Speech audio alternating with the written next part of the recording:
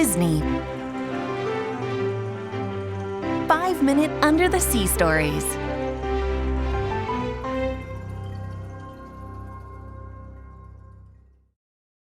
The Little Mermaid. Ariel and the Pearl of Wisdom. Written by Thea Feldman.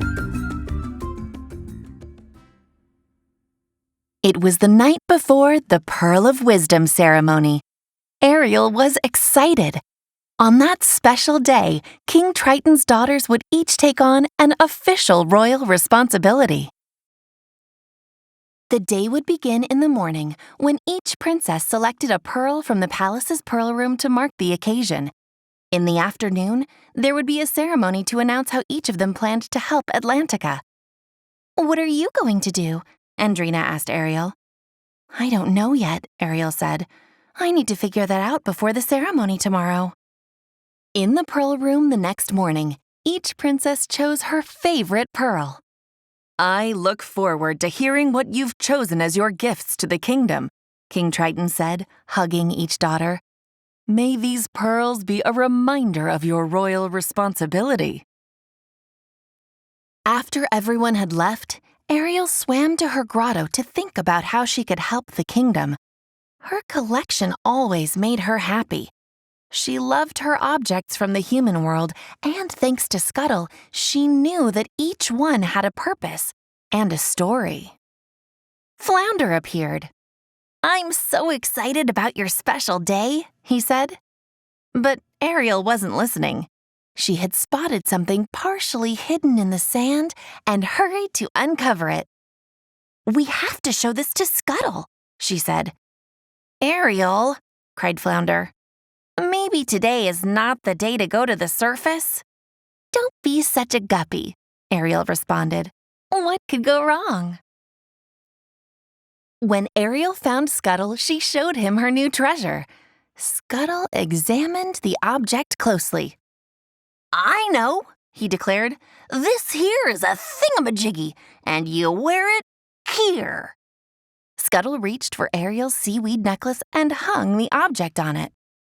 But the object was so heavy, it ripped the necklace right off Ariel's neck. The pearl, the seaweed chain, and the thingamajiggy all sank. "Oh no!" Ariel shouted. She waved a quick goodbye to Scuttle as she and Flounder dove beneath the surface. Ariel looked around frantically. She had to find that pearl. "Look, Flounder, there it is," Ariel shouted. They watched the pearl as it hit a starfish napping on a rock. The starfish swatted it away without even waking up, and the pearl flew through the water. Now it was headed toward an octopus. As Ariel and Flounder chased after it, the pearl landed on one of the octopus's arms. "Wait! Stop!" Ariel shouted.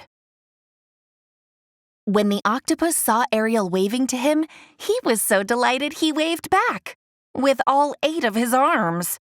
The pearl flew loose and sank out of sight as the octopus continued on his way. "Oh, Flounder," Ariel sighed. "I've lost the pearl. What am I going to do? How will I ever explain this?" Suddenly, Sebastian appeared. "I've been looking for you everywhere," he cried. Ariel could not believe her eyes.